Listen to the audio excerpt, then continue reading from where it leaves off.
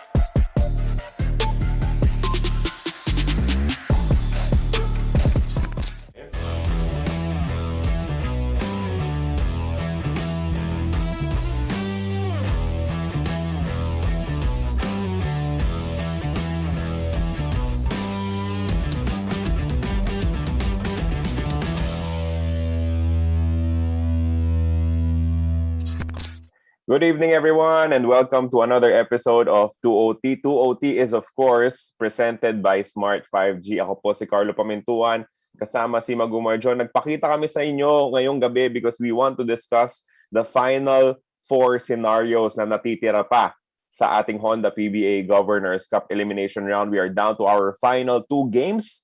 At pagkatapos ng 2 laro bukas, posibleng malaman natin kung sino yung 8 papasok or if we will need a knockout game on Sunday. Sobrang dami pang pwedeng mangyari sa 2 laro natin tomorrow. Yun nga ang masaya talaga dito, no? Because of how the format is. It goes all the way down to the final regular playing day para lang malaman natin sino-sino nga ba magtatapat. Una, sinong papasok, and then pangalawa, sino-sino ang magtatapat. Yan, Carlo. First game tomorrow at 3 p.m. It is going to be Phoenix taking on Meralco. And the next game natin at 6, it's Northport Batampier taking on the TNT Tropang Giga. Both of those games with a mountain of implications, not just for those 4 teams.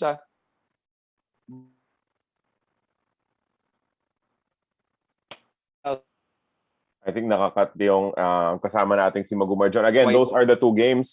Tomorrow, Phoenix Super LPG versus the Meralco Bolts for the first game, and then Northport Batampier versus the TNT Tropang Giga for the second game. Yan po ang ating 2 laro, 2 huling laro ng elimination round for your Honda PBA Governors Cup. Ngayon naman, tignan natin kung nasaan yung mga koponan. Let's look at the team standings right now to better appreciate where the teams are, what they need to be able to move forward, at kung sino yung pwedeng mag-match up pa as we take a look at this, no? Yung Magnolia, dahil nga po natalo kontra sa Blackwater in their last game, will finish at 9-2, pero sigurado ang kanilang kartada at the number 1 spot. Yung NLEX din sigurado at the number 2 spot with their 8-3 win-loss record. Sa baba naman, Rain or Shine, Terra Firma, at Blackwater, hindi na po kaabante. They will not be progressing to our quarterfinal stage. So, it's down to 9 teams competing for the 8 spots in the quarterfinals. But specifically, yung mula Meralco pababa hanggang Phoenix, yan po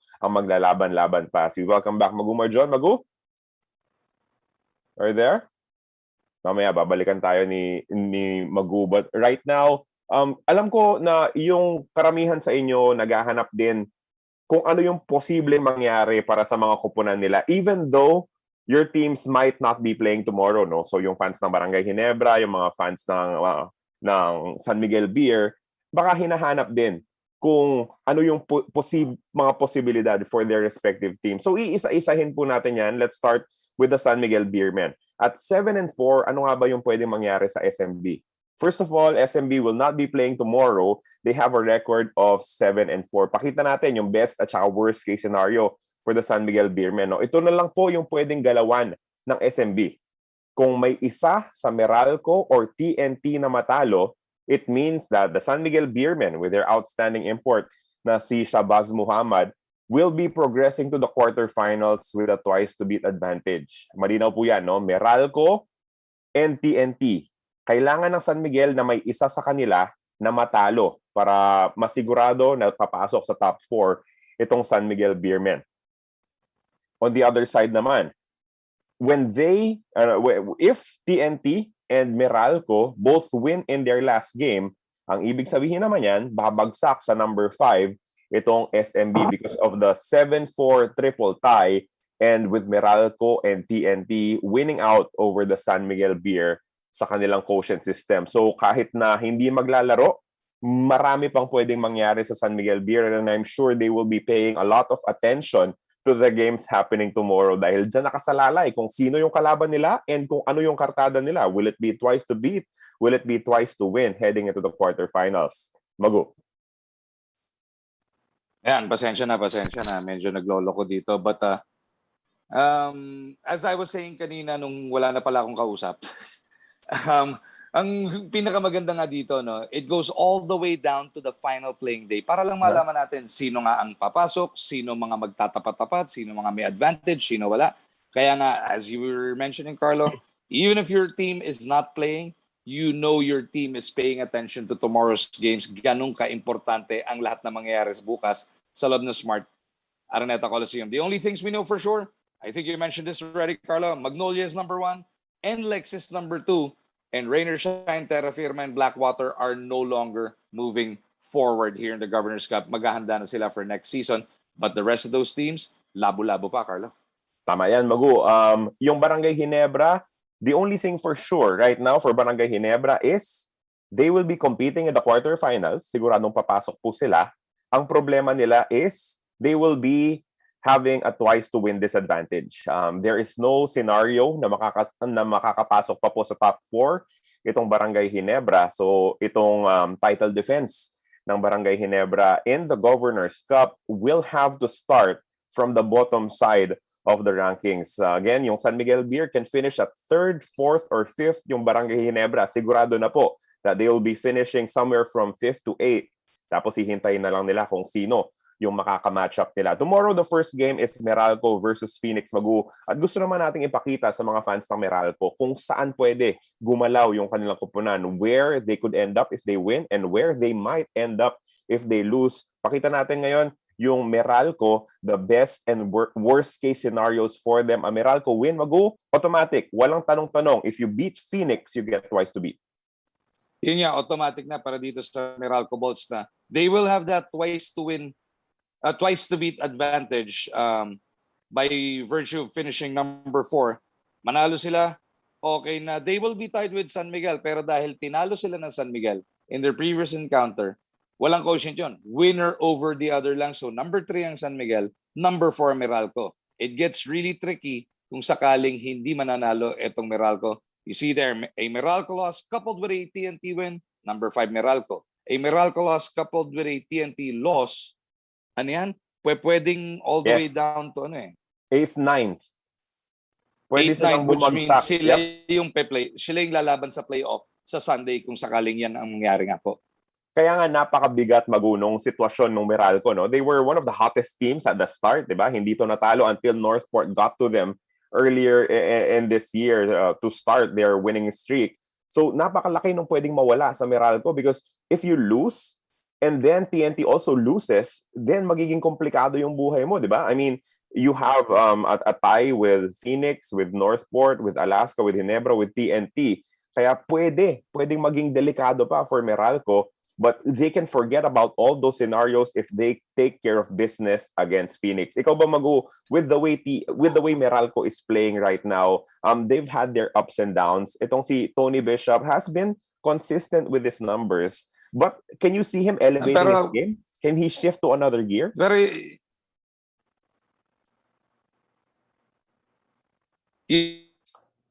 Well, I think go Mago. Gusto ko sana sa'yo.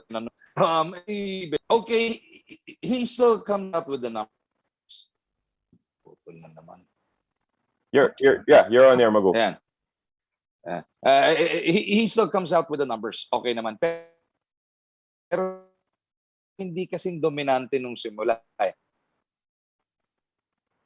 Well, I have to agree with Maguno. Nahihirapan na itong si Tony Bishop to really get his team going, na pamunuan yung kanyang koponan. It's been very difficult for him to lead his team to a win.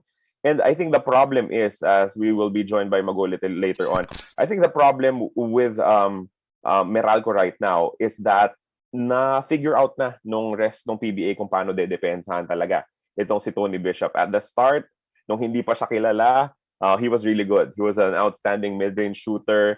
He was a consistent contributor sa depensa, sa rebounding, ganda ng laro, ganda ng galaw. Tapos dahil nga hindi pa siya masyadong alam bantayan ng mga PBA teams, he got himself going at the start at natulungan niya itong Meralco to get to a really good start. The problem with them, as Magu said, nakapag-adjust na yung depensa ng PBA. So he's having a harder time. Tapos sinasabi nga nila, he's not getting a lot of free throws. Well, that's might also because he's taking a lot of jump shots. Mid-range attacker talaga itong si Tony Bishop. So again, it can be very, very tricky for the Meralco Bolts. No? Kung manalo sila, automatic na yan. Number 4, immaterial of what happens dun sa susunod na laro. It's just a matter of sino yung number 3, kung TNT ba or kung SMB yung number 3. Meralco has to win. Pero kung matalo sila, they better hope that TNT wins the second game to get them at least to number 5, because if TNT loses, then it could get very complicated dahil pwede pang mahulog dun sa playoff for the 8th and 9th spots itong Meralco Bolts. Ngayon naman, silipin muna natin yung TNT, kung ano ba yung pwede nilang magawa bukas and where they could end up. As you all know, from that FIBA break, yung TNT po ay 4-4 yung naging record. But fortunately for them, sa lakas ng kanilang schedule na natitira, they matched up against the Terra Firma Jeep and the Blackwater Bossing, 2 teams that were already eliminated. So they were able to pick up a couple of wins there. So ito, madali para sa kanila. Katulad ng Meralco, if they win, if TNT Tropang Giga defeats Northport Batang Pier, sure sila at number 3. Walang pwedeng mag-dislodge from the Tropang Giga at the 3rd spot. Now, if TNT loses and Meralco wins, dyan magkakaproblema itong TNT dahil mahuhulog sila dun sa 5th spot. However, if TNT loses and Meralco loses, ay pwede pa rin namang umangat dun sa number 4 itong TNT Tropang Giga at multiple team tie at 6-5. So, that first game is also very important to look at if you are TNT, kasi it would really favor them if Meralco loses that matchup, kasi tumataas yung pagkakataon nila to make it to the top 4 kahit ano pa yung maging resulta ng laban nila against Northport Batang Pier. As we welcome back Magu Marjon again. Magu, we were talking about Tony Bishop kanina, pero yung TNT Tropang Giga, isa sa mga teams na nagpalit ng import. Aaron Fuller has been exactly what the doctor ordered para sa koponan na to. Yun talaga na yung original import nila was more of a guard.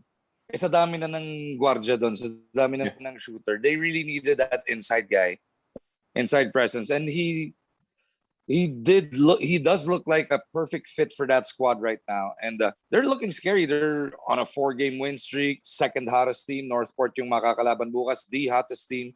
Both of these teams, Northport and TNT, something's got to give tomorrow. That should be an explosive matchup, yung 6 p.m. game natin. I would want to say a good evening sa lahat ng nanonood sa atin ngayon, no, sa Facebook page ng Smart Sports, on YouTube as well, and our own page on 2OT, of course. If you want shoutouts for me or Magu Marjon, type lang po kayo ng pangalan nyo kung sino yung gusto nyo ipa-shoutout at kung saan kayo nanonood ngayon, and we'll be sure to mention all of your names kasi tumatambay lang naman tayo dito. We're just hanging out with everyone. So shoutouts are very much welcome. If you have questions as well about your favorite teams, kung ano yung kailangan nilang gawin bukas, ano yung gusto nilang mangyari bukas, kung sino yung pwede nilang makatapat, just ask me or Magumar John through the chat. Now, moving forward, napag-usapan na natin, no? San Miguel Beer, Meralco Bolts, and TNT. Now, let's take a look at the other two teams also seeing action tomorrow. Itong Northport at Phoenix Super LPG Fuel Masters dahil pareho pa silang kailangang makakuha ng panalo, no? For Northport and Phoenix, a win will mean at least a playoff spot for the 8th spot. We talk about this kasi hindi pa natin sigurado yung quotient.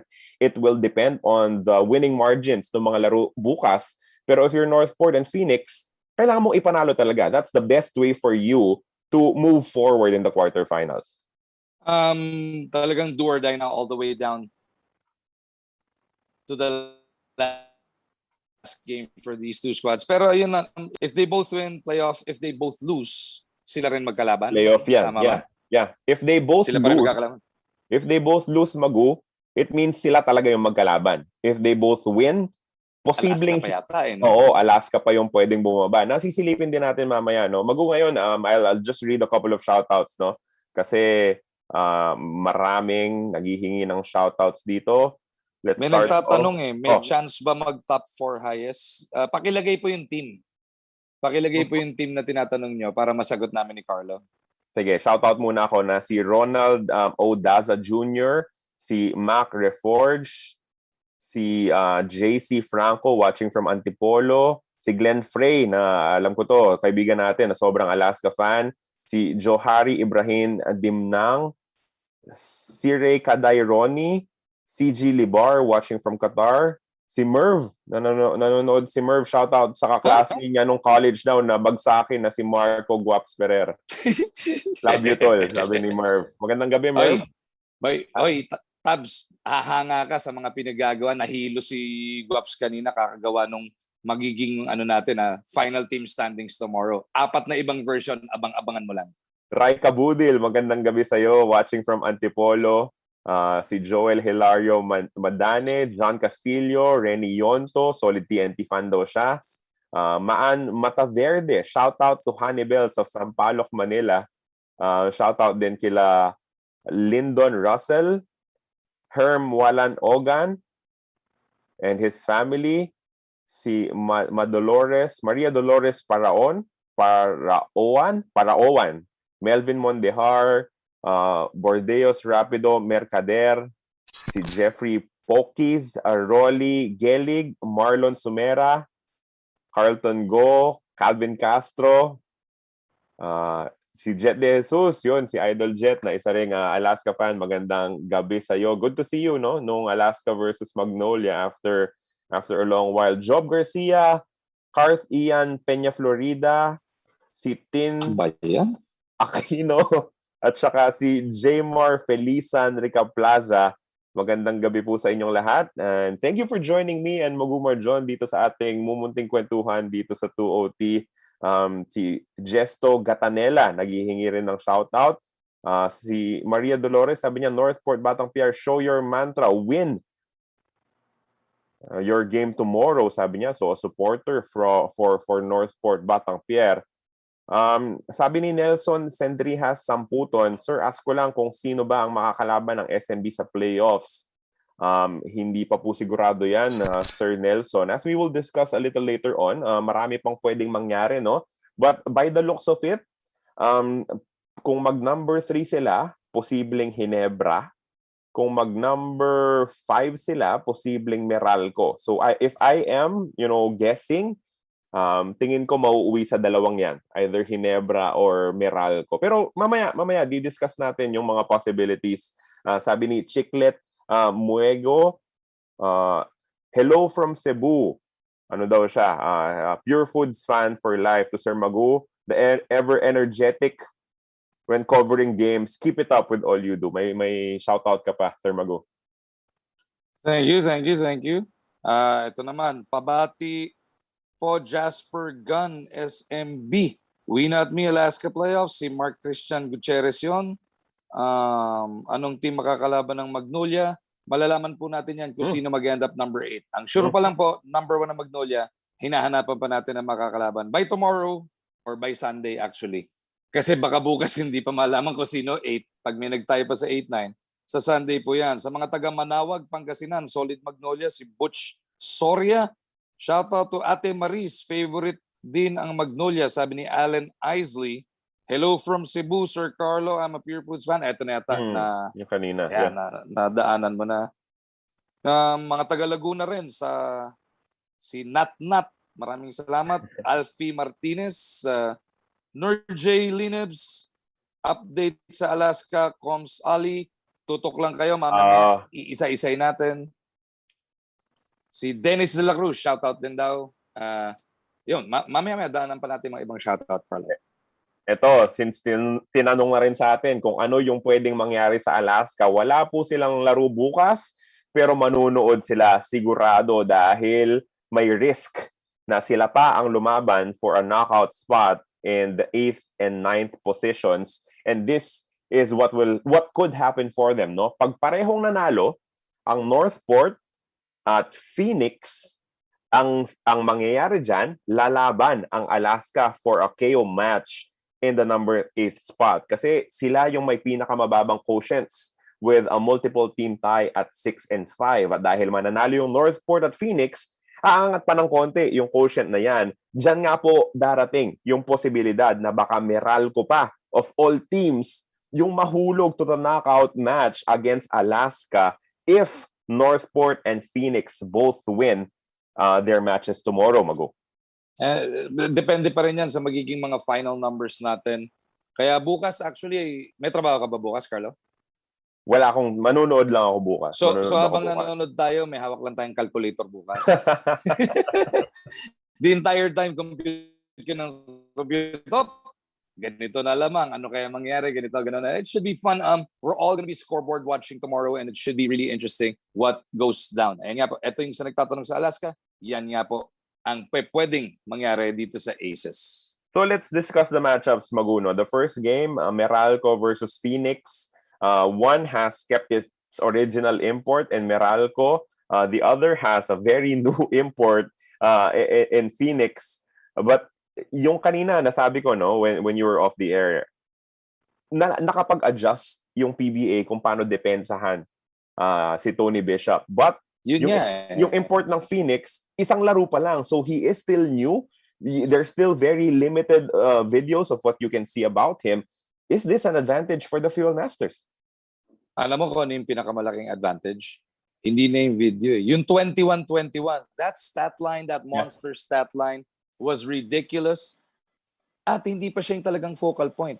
Phoenix still goes through Matthew Wright. So it is still, Phoenix will go as far as Matthew Wright can take them. If Matt comes up with a good shooting game tomorrow, pag maaga pa lang nakuha na yung groove niya, may kalalagyan dito yung Meralco. That sobrang workhorse na import, 21-21, makakatapat mo si Tony Bishop plus Cliff Hodge. Yun ang magiging batayan bukas. How that import performs. We all already know what Matthew Wright can bring. RJ Azul has been big mula na nawala si Banquero sa kanila. Yung import, yun siguro ang how he performs against Bishop. And ano ko lang na, yung si Bishop, original import pero hindi talaga. Dahil di ba si Shabazz Muhammad dapat talaga i-import dyan. But he got tied up somewhere, may hindi pa nakarating. Kaya kinuha nila si Bishop. Di naman sila nagsisi. Pero ngayon, kasi 57 points yung Shabazz eh.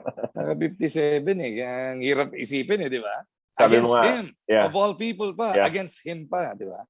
Matthew Wright, siya pa rin yung nagdadala talaga ng Phoenix. Had 26 points, 7 rebounds, 11 assists, 8 of 18 shooting. Si Perkins din, no? Maganda yung naging umpisa. He set the tone for Phoenix in that game against Alaska with 13 points in the first quarter. Tapos RJ Azul, kung kaya ka niyang bigyan ng 21 points, katulad nung ginawa nila kontra sa Aces, then that should be a good sign for the Fuel Masters.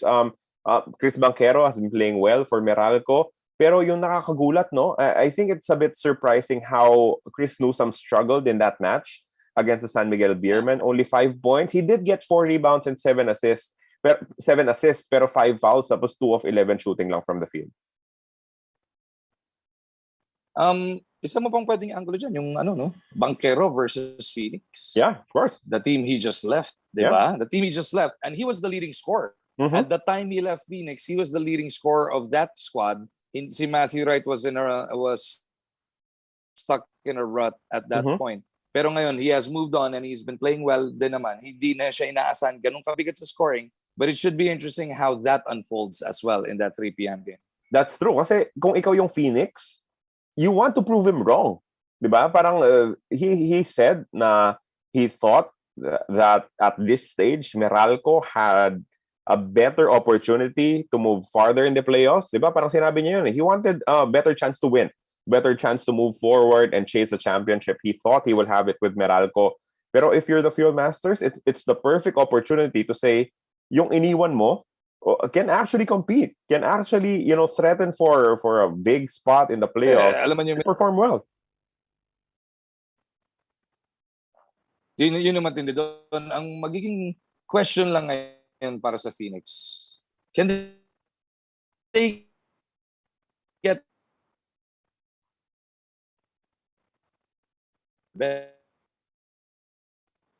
I think Magu is once nakaraan, again. di ba? Apat na tao or more? Yes, Magu. That's correct. Again, Phoenix versus Meralco will be our first game tomorrow afternoon at 3 p.m. Kaya babalikan natin yung team standings. So, yung Meralco at 6-4, TNT at 6-4, yung Barangay Ginebra at Alaska, hindi maglalaro bukas. Yung Barangay Ginebra, halos wala ng galawan. No? They will stay in that range. There's no risk na mahulog sila to a knockout matchup.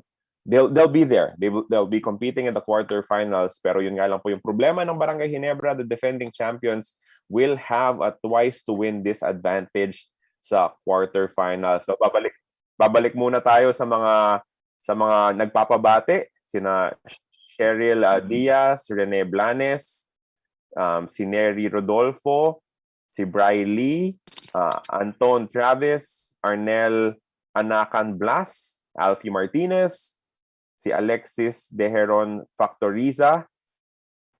Magandang gabi po sa inyong lahat. Thank you for joining us. Maya-maya, we will give you a clearer picture kung sino ba yung mga posibleng magtapat as we will break down the possible matches after our games tomorrow.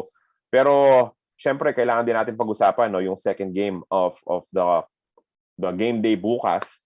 Phoenix versus Phoenix versus Meralco ang ating unang laro. Pagkatapos naman nun, TNT Tropang Giga versus Northport Batang Pier. Of course, the second game will feature the hottest team in the league, yung Northport, with their import Jamel Artis has been nothing short of outstanding, at least in the tail end of the elimination round.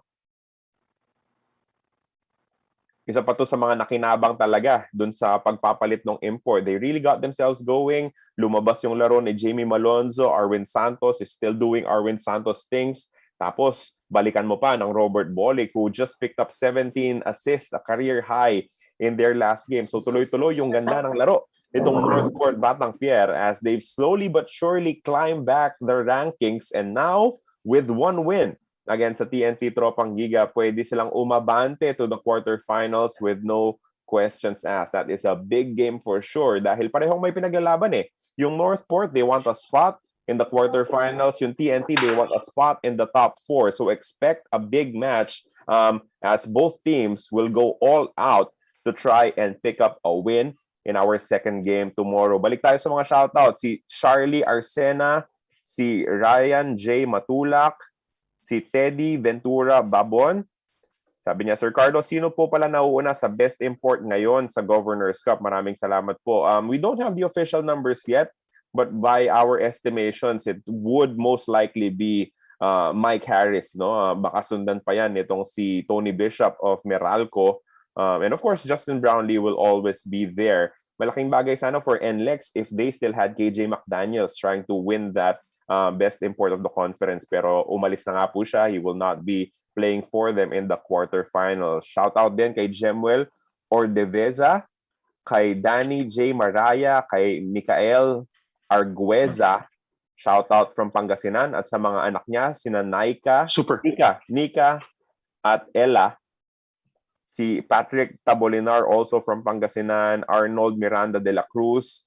Hi po kay Ma'am Lay Mercy Castor. Sabi niya, fear the beer. So she is an SMB fan.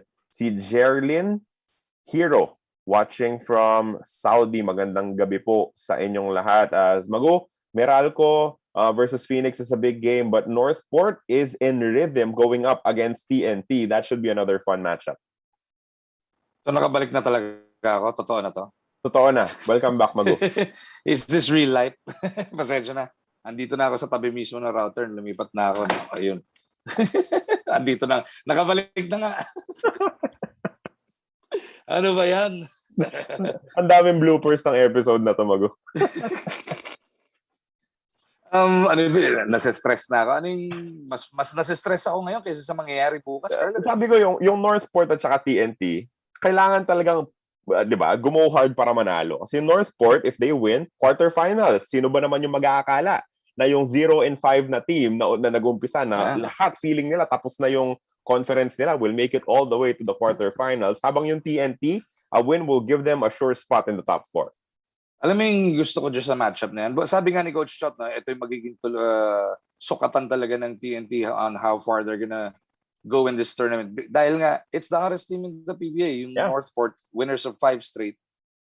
Yung gusto ko dyan sa matchup na yan, yung magiging, yung mapapanood nating bilis. Mm-hmm. That is gonna be yung bilis ng Northport without Greg Slaughter, with Bolik pushing it all the time. Itong si Jamel Artis and even that kid Malonzo and the rest of the guys there. Makikipaglaban na ng takbuhan to sa TNT. Para tayo nanonood ng tennis or ping pong siguro doon. Manood ka sa venue, kaliwat kanan yung leg mo, di ba? Yep, and that's why we're expecting a good one. 2 really good battles. At sakto lang na itong 4 na kupunan yung maglalaban-laban, mag-go for the final day of the eliminations. Kasi involved sila sa lahat ng scenarios, di ba? In the top 4, in the bottom 4, yung posibleng KO for the 9th, they are going to be involved heavily in that situation. So hindi lang importante yung panalo, especially for Phoenix and Northport, importante rin how they win. Because if they win big, that means they will be moving up in the rankings. It might just rescue them from having to play another knockout game on Sunday. So ngayon, let's move forward, Mago, and check out yung mga final team standings natin. If so-and-so teams win in their remaining matches tomorrow, umpisa natin sa ating first scenario as we ask our producer na si Guaps to show it to us, no? Para lang ma-appreciate natin kung sino ba talaga yung mga pwedeng magtapatan, kung manalo man yung kung sino man yung mga mananalo na teams moving forward. Ito ang ating first scenario. Pag nanalo yung Phoenix, Magu, in the first game, tapos TNT naman yung manalo sa second game, ito ang ating magiging linya. Magnolia and Lex, walang galawan at 1 and 2. Number 3 ang magiging spot ng TNT with win over the other kontra sa San Miguel. And then it will depend on Meralco, Phoenix, Ginebra and Alaska sa kanilang quotient, dahil maglalaban nga po yung Phoenix and Meralco. Quotient po yung pagbabasihan kung sino yung magkakatapatan, but that will be your final 8 dahil in that scenario, outright matatanggal ang Northport. Yung na Phoenix and TNT sa ngayon, kaya ganyan po yung pagkakapwesto. Meralco is a +5. Pero given nga na ito yung magiging scenario, ibig sabihin, ima-minus pa natin yung magiging losing margin nila. Magiging losing margin sa Phoenix. Right now, +1 ang Phoenix, pero idadagdag mo din naman yung magiging margin of victory nila kontra sa Meralco. Ginebra is a +1, while Alaska is a -7. Ang good news lang dyan, sa senaryo nga para sa Alaska, wala nang knockout sa Sunday. They're gonna be the 8th seed. Ang bad news, Magnolia makakalaban mo. Sa taas ng nilalaro ngayon na itong Magnolia Hotshots, that's gonna be tough and you're gonna have to win twice anyway. So, ang sure lang dyan, twice to beat ang Magnolia and Lex, TNT, San Miguel. Yung mga makakalaban, depende pa po dun sa magiging margin of victory ng Phoenix kontra sa Meralco if this is what happens tomorrow. Kasi Magu, di ba, kung tambakan ng Phoenix yung Meralco, pwede pang bumaba sa number 8 yung Meralco. That's still a possibility depending on the winning margin. But in case, ito po yung mangyari, in case Phoenix at TNT yung parehong manalo bukas, wala na po tayong knockout game on Sunday. Magsisimula na po ang ating quarterfinals. So it will be up to the quotient, to the winning margin, to determine which our matchups will be. So Let's kaya move po, forward. everybody watching live right now, you can screenshot this o kung ayaw nyo naman makita yung pagmumukha namin, popost din naman namin mamaya. Yung ano na yan, yung scenario na yan, pagkatapos natin dito sa 2OT Live. We'll post it on the page as well. Okay, scenario number 2 tayo. Let's move forward to the second one. So yung una natin, no, if Phoenix and TNT win. Ngayon naman, baliktarin natin yung first game. If Meralco and TNT win, ito po ang ating magiging kwento moving to the quarterfinals. No, Magnolia and Lex, as usual, walang yun lang galawan talaga sa yung taas. sure yeah. Yep. And then they will be followed by TNT, Meralco, and SMB. This is the worst case scenario for the San Miguel Beermen kasi mahuhulog sila sa number 5 and they will be headed into the quarterfinals with a twice to win disadvantage. Mahuhulog sa pang-6 ang Barangay Ginebra, pang-7 ang Alaska, and then on Sunday there will be a knockout matchup between Northport and Phoenix para malaman kung sino ang tatapat sa Magnolia. Yan pong scenario niya, nakikita nyo. Sabi na ni Carlo, TNT, Meralco, San Miguel, pero TNT and Meralco will get the twice to beat. Kaya po nagkaganyan yan, kahit 7-4 silang tatlo. If you compute the quotient between these 3 teams, plus 12, etong TNT, minus 2 ang Meralco, ang problema, minus 10 Yun. ang San Miguel. Tandaan natin, tinambakan ng TNT yung San Miguel kahit na nakakamba ka San Miguel kontra sa Meralco, and then yung Meralco nanalo sa TNT ng kaparaso, 2 points lang yon. So yung ganun po tayo magko-compute ng quotient. That's a plus 12, a minus 2, and a minus 10. Kaya po magiging twice to win. Disadvantage na San Miguel, they take on Meralco in this scenario. Ginebra gets to take on TNT. Alaska will take on NLEX, and then yung mananalo sa Sunday ang makakalaban ng Magnolia. So yun yung na Mikey Williams nung fourth quarter, no? Doon mo makikita yung laki nung lahat ng laro, no? It doesn't matter up against which team, but if you just lose your focus for one quarter, because that was all there is, Magu. The San Miguel Beermen were in that ball game against the TNT Tropang Giga, tapos bigla sumabog lang itong si Mikey Williams. And that one quarter, if manalo yung Meralco at TNT, would be costly for San Miguel Beer. Nagwala nun. Dikit na dikit ngayon through 3 quarters, and then talagang pagwala nung hindi na nakasagot yung San Miguel. I remember that game vividly. Kaya that's what happens. Kaya yung lahat ng game, we've been saying this all throughout the years, all throughout the weeks, all throughout the months. Every game counts, lalong-lalo na nga. Yan po, na-disgrasya sa quotient ngayon yung San Miguel. In case Meralco and TNT win tomorrow, it's gonna be a really tall order for the Beermen to try and climb up and just to try and force a rubber match kontra dito sa Meralco. That is scenario number 2. Kanina nakita natin, no, if Phoenix and TNT win. Ngayon naman, if Meralco and TNT win. Now we will be moving forward to the scenarios sa TNT naman yung tatanggap na magkatalo as we take a look at our third possible scenario for our remaining games. Ito naman, kung manalo yung Meralco at Northport Batang Pier, this will be the lineup. Magnolia, NLEX, San Miguel, at Meralco will be 1, 2, 3, 4. And then it will be TNT, Barangay Ginebra, Alaska, and NLEX completing the quarterfinals cast. Pagka ngayon po ang nangyari, wala na tayong playoffs sa Sunday. It'll be Magnolia versus Northport. Actually, hindi. Depending quotient. Pa natin. Depende pa yung sa baba. Basta twice to beat po, ang sure pa lang, Magnolia and NLEX, 1 and 2 as usual, and then San Miguel Meralco, and then i-compute pa natin yung sa baba kung sino ang makakatapat ng sino. But, ang sure lang natin din dyan, sa Sunday, quarterfinals na, double header tayo sa Araneta.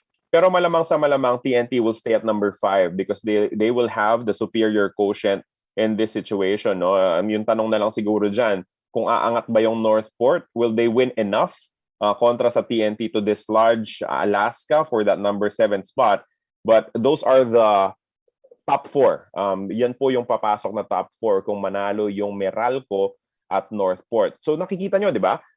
Kung manalo yung Meralco in the first game, Magu, yung Northport, all they have to do is win. Yun lang yung pwede nilang, yun lang yung kailangan nilang gawin, and they are into the quarterfinals. Sa ngayon, as of tonight, TNT is a plus 31. Yep. Barangay Ginebra is a plus 2. Alaska is a minus 5, and Northport is a minus 28. Pero syempre, Northport, hahanapan pa natin ng plus yun doon sa magiging winning margin nila. kontra dito sa TNT. Yung TNT naman, maminusan mo kung magkano sila tinalo netong Northport. So pwede pa nga gumalaw yan.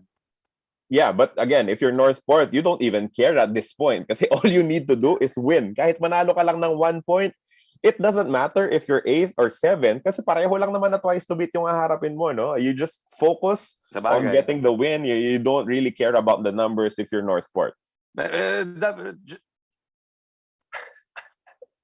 Just to play devil's advocate, Carlo. Yeah. Yun nga, no?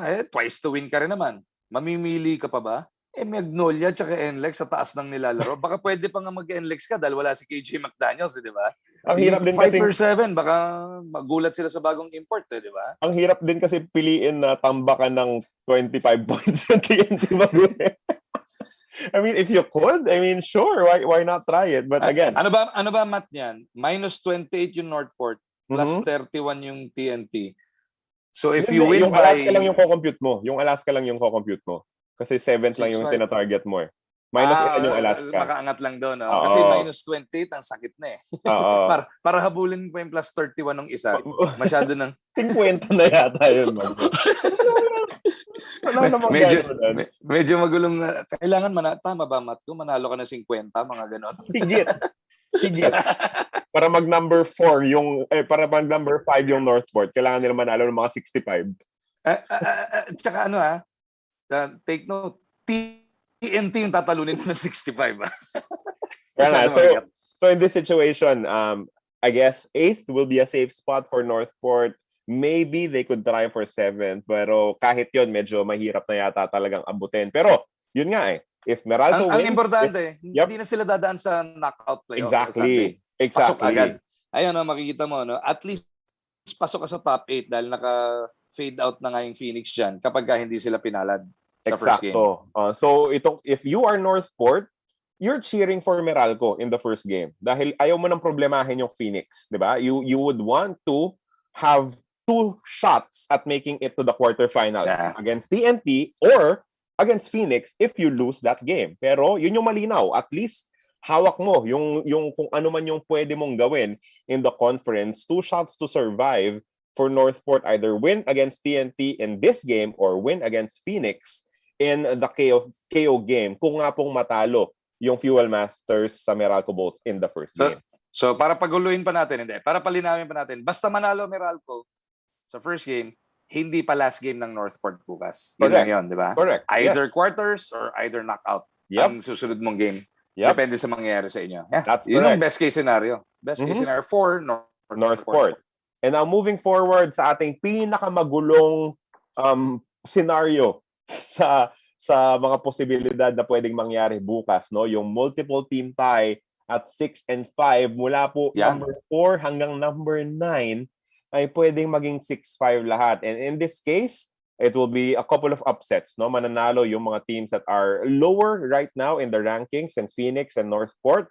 But if they complete those upsets, this will be our final team standing spending quotient, no? Number 1 pa rin Magnolia, number 2 pa rin ang NLEX, number 3 all alone itong San Miguel Beer, tapos magtatabla-tabla na ang TNT, Ginebra, Meralco, Phoenix, Northport at Alaska. Pag nangyari to, it will be the 3rd consecutive conference na ganito, no? Yep. Yung Clark nagkabuhol-buhol din na ganyan. Etong Bacolor nagkagulo-gulo din sa 7-4 ba? O sa 6-5 din? 7-4, di ba? Ang dami nilang nagtabla-tabla din.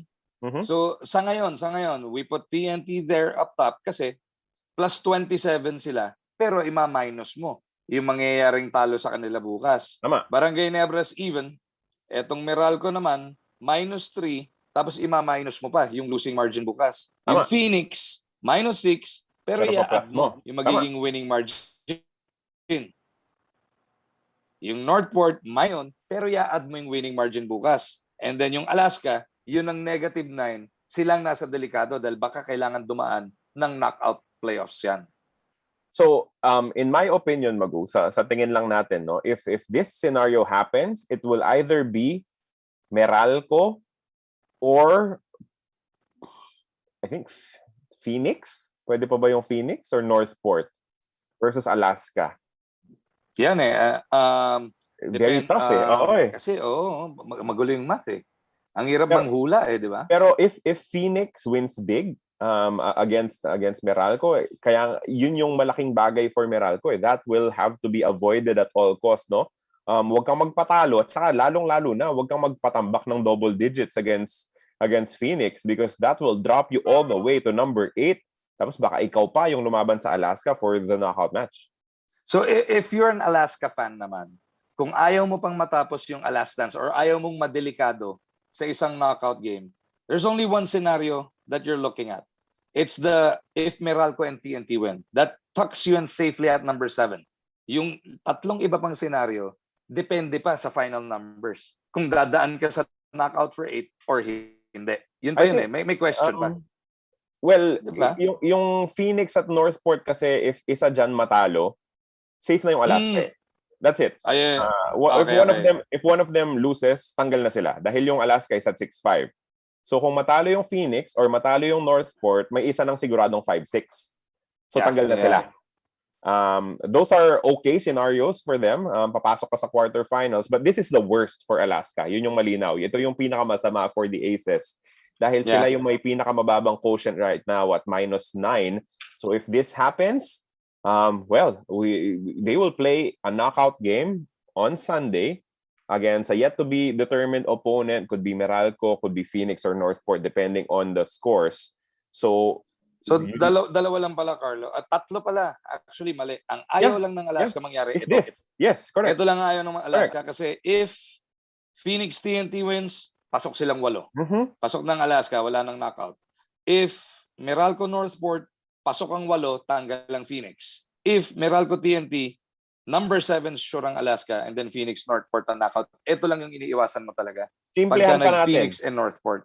Simplehan pa natin. Isa lang mag 5-6. Phoenix or Northport. Yeah. Isa lang matalo sa kanila, pasok na yung Alaska. No questions asked. And I'm sure the Aces and their fans would appreciate at least a guaranteed spot in the quarterfinals. Kasi isipin mo yung knockout match, Mago.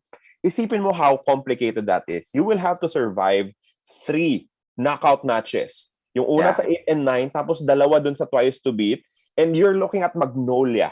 You'd want to, at least limit yung taas nung bundok na kailangan mong abutin just to make sure that they will reach the semifinals.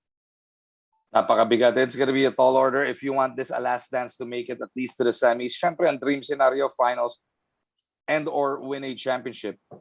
Bukas magkakaalaman. Tomorrow night. And we'll be back on, kailan ba? Saturday. Pag sure na tayo, para ihariin natin lahat ng mga matchup. Pag alam na natin yung results tomorrow, mas madali na pong magkwentuhan pagdating ng Sabado. Okay, Magu, napag-usapan na natin, no? We've laid out all of the scenarios. But just to wrap up this episode, marami na rin nagtatanong, di ba? Pagkatapos ng elimination round, dyan na natin nakikita yung mga candidates for best import of the conference, best player of the conference. We don't know the numbers yet. We go by gut feel, by the eye test. So I think Mike Harris right now is alone at the top in terms of the race for best import of the conference. It would have been Mike Harris versus KJ McDaniels. Sure. It should have been, it would have been, it still would be. Dahil natapos naman ni KJ McDaniels yung eliminations, when these numbers come out, he should still be up there. Ang problema nga, pinalitan na siya. Pero maganda dito, I think there's a possibility in case NLEX makes it all the way to the semifinals, there's a possibility na bumalik si KJ. Because he was the original import. Hindi natin sure to, pero pwede siyang bumalik because siya yung original import. PBA rules state, pagka yung original import mo, ni-reserve list mo, in-injured list mo, pwede mo ibalik. Pero pag replacement na yan, pag pangalawa na yan, o pangatlo na yan, o pang-apat na yan, at tinanggal mo pa, hindi mo na pwede ibalik. So there's just that slight window open for KJ to make it back. But right now, if you will ask us, I would think it's number 1, Mike Harris. It's gotta be. I think number 2 pa rin, statistically, si Tony Bishop. Maybe 3rd, itong si Justin Brownlee. Well, at least, with how their teams are playing, kasi alam naman natin, no, may dagdag sa statistical points yung mga panalo na napupulot ng mga koponan. And pati yung kung lulusot ka na nga sa quarters, if you make it to the semis, mas maganda pa rin yung mga magiging additional statistical points niyan. Mago, best player of Yeah. the conference. Nung umpisa, in the first 3 or 4 games, even the first 5 games, I thought that Calvin Abueva will win back-to-back best player of the conferences. I really thought he was going there. Kasi hindi man sobrang laki ng numbers niya. He was very efficient and Magnolia was the number 1 team. But because of the injury, ang laki nung makakatas dito kay Calvin. Sa tingin mo... He's missed what? 6 games na? Dami na, no? Hindi naman 6 games. Kasi Parang dami na. nakapaglaro pa siya nung New Year eh. Maybe 4 games. But sa tingin mo, Magu, who are the top candidates for best player of the conference right now? I'm scrolling through our YouTube live feed right now. Hinahanap ko eh, nadaanan ko na eh. May nagtatanong, ito. Posible kaya na maging BPC si Scotty? Scotty Thompson's been playing. Sure. He's been playing ridiculous basketball. These triple-doubles, not every night, pero almost a triple-double almost every night.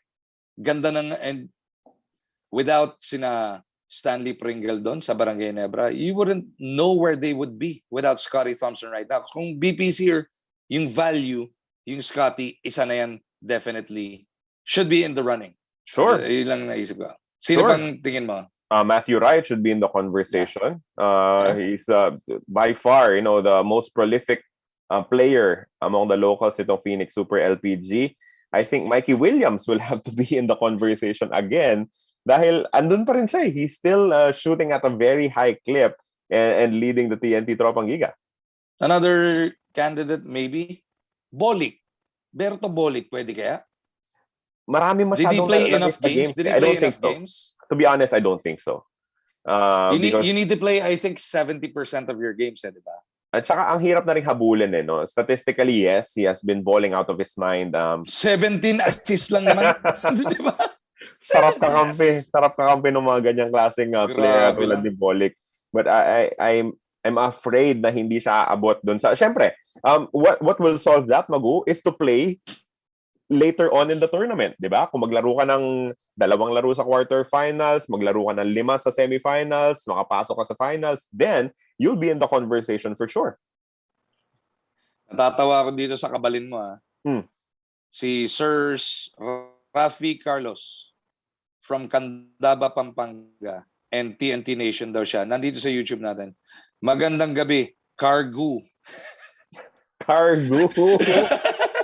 It took me a minute. Ano sasabihin nito? Ngayon pala nag-gets. Cargu. Ba yan? may love team tayo. Mas madali kung Marlo na lang. Tawa ako dun Ito. Mikey Williams yan. Sabi ni Paul George Gaming. Gusto ko to sinabi ni Raymond Gamboa. Gusto ko to sinabi niya. How about Arwin Santos, Magu? How about Arwin Santos? Jesus Christ, Arwin has been... 40 anyos na ba yun? Pakitignan niya yung birth certificate nun. Yep. Pakicheck nga kung 40 na si Arwin. Grabing double-double machine and he's still leading the league in blocks per game. Among the locals. Yeah, Tasa 2.5, 2.6 blocks a game. Pero grabe nilalaro ni Arwin. You gotta love it. He's been given the keys to that team and he has been proving na yung tiwala sa kanya nila Coach Pido and management hindi naman niya pinapahiya. Pwedeng BPC din. Pero kung dati ka ng MVP, hindi ka naman pwedeng, hindi naman official award pero sa press corps, comeback player of the year, mga ganun. Pero hindi naman siya injured. Oo, hindi naman siya injured. Tsaka hindi naman bumaba talaga yung laro ni Arwin for him to be determined a comeback player. So he's still there, he's still present. He's still very shiny. Look. Yep, he is still very seeable from outer space. So you see the colors. Dagdagan mo ng neon green yung neon orange ng Northport. Sa San Miguel Beerman, if you would pick a local, would it be CJ Perez? Hindi na siya kasing explosivo in terms of scoring when he was with Terra Firma. Of course, yeah. Pero he can still give you 22, 25 on any given night. Di ba? And you know what I love about CJ? Na hindi natin nakita sa kanya sa Terra Firma. Kadidikit kay Chris Ross to Grabe dumepensa. He looks like a pit bull out there. You gotta love how he plays both sides now, di ba? That's definitely a possibility. CJ Perez, mga minention natin, Matthew Wright, Arwin Santos, Mikey Williams. Unfortunately nga itong si Calvin Abueva might have to bow out of the standings unless, he goes crazy in the quarterfinals and the semifinals. Baka pwede niyang ibalik yung sarili niya in the conversation. So, it should be interesting pag lumabas na yung actual candidates. Yung mga magiging official candidates or yung mga leading sa statistical points. Doon natin pwede, ang daming maganda nilalaro talaga di ba? Wami Chongson lang kaso natanggal na But look at that guy go, di ba? Ginawa ni Wami Chongson this maybe last 3 tournaments, di ba? Solid din. May mga nagme-mention pa dito, si Gio Halalon daw, who has been great off the bench. Of course, Junmar Fajardo will always have his double-double numbers. But I think bitin ng konti yung mga numero ng mga players na yan to be able to compete with the top-tier candidates. Kasi kung kukumpara mo yung numero ni Arwin Santos and yung numero ni Junmar Fajardo, at this stage, of course, iba yung pangangailangan sa kanila ng teams nila. Mas malaki talaga yung mga numbers nitong si Kuya Arwin. May nakalimutan pa tayo. The Drunken Master. Scored in double digits every single game, Kevin Alas, dito sa elimination round. And hindi lang yun. May rebounds, may assist, may konting steals, di ba? Solid din si Kevin. Quietly has been doing this kasi hindi 30, hindi 25. But he'll give you 19 every single night. He'll give you 21, he'll give you 16, di ba? I think it's difficult for anyone under a Coach Yang Yao team to be considered, 'di ba, sa best player of the conference kasi balansyado yung minuto, yung output, but hindi mo na pwedeng ikaila yung ginagawa nitong si Kevin Alas, no? Stepping up after, Kiefer Ravena left for Japan after Jericho Cruz signed with the San Miguel Beermen. Siya talaga yung pinaka-consistent na local and he has been there game in and game out. The last time I saw somebody, correct me if I'm wrong, Carlo. The last time I saw somebody score this consistently on a winning team na every single night was Vic Manuel. Remember yung 8 or 9 straight games na 20 mahigit in-score niya? That was just a few years ago with Alaska, di ba? Pero he was coming off the bench, off the bench, scoring 20 points for 8 or 9 consecutive games. Ganun katinding firepower ni Vic Manuel. I haven't seen a hot streak like what Kevin is doing right now since Vic Manuel did it a few years ago. Lethal Weapon, si Polly Dao. He has good numbers. He has been producing great numbers for Magnolia. Pero yun nga, yung lalim ng Magnolia, di ba? Kasi kung may Polly ka, may Baroka ka na 7-8 assists per game, may Halalon ka na 7-8 assists per ball game din. Yung isang gabi lang, 11 yata. 11, yung kay Gio. Diba? Yeah, the last game that he played. Jason Castro will not be a best player of conference candidate kasi he's not playing a lot of minutes. Yun na yung naging role niya. And I'm sure he's very happy to be playing 20 minutes and being able to go hard for 20 minutes, not needing to play 35 to 40 para lang tulungan yung TNT. May isa pa dito Pero watch out, pero watch out, baka pinapreserve nga to si Jason for the playoffs. For sure. Yung nagiging problema ni Jason in the last few years because of age na rin, I guess, and wear and tear, tandaan natin, ilang beses din nagilas. Other possibilities? Yeah. For sure. Other possibilities, sinasabi niyo Ryan Reyes, of course, Jamie Malonzo has had good numbers as well. Solid yun, no? Solid din yun, no? Especially sa rebounds. Yep. Yung mga nagko-comment dito, siyempre, ina-appreciate nila sina Malonzo. We're getting even a vote for Mark Baroka who's been good as well. Yun nga yung mahirap mag-good, di ba?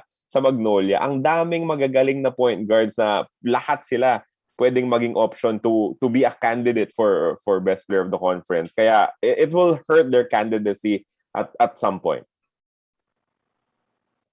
Tinatanong ni Brian Banal, kahit ba wala sa finals, pwede mag-BPC? Pwede naman, sir. The last guy who did it was Stan Hardinger. Stan Hardinger, yeah. Christian Stan Hardinger made it to the semis, missed the bus to the finals, but still won BPC. Pero more often than not, whoever makes the finals, because I guess na rin of the statistical points that comes with it, yung boost, isa doon sa mga nasa finals, isa sa dalawang team sa finals, doon nakukuha ang BPC. But it's happened before. But for sure, you'd have to make it to the semis. Yun, garantisado yun. Yeah. Kailangan at least semi-finalists ka for those possible 5 extra games na pwedeng laruin in the semis. Terence Romeo has had his numbers for sure.